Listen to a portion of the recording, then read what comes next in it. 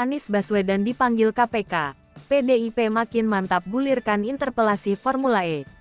Ketua Fraksi PD Perjuangan DPRD DKI Jakarta Gembong Warsono memastikan interpelasi terhadap Gubernur DKI Jakarta Anies Baswedan soal Formula E tetap bergulir.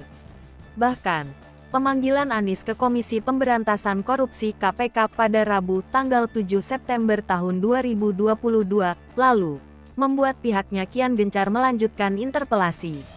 Kali ini, interpelasi yang digulirkan bukan lagi sekedar meminta transparansi dana APBD yang digunakan. Namun, dipastikan untuk melakukan evaluasi secara menyeluruh.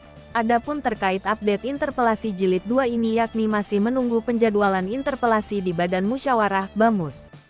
Secara mekanisme, pimpinan Dewan akan mengagendakan interpelasi di Badan Musyawarah (BAMUS) agar rapat paripurna interpelasi Formula E bisa segera dilaksanakan. Nantinya, pada rapat paripurna, penyelenggaraan Formula E bakal dievaluasi secara menyeluruh.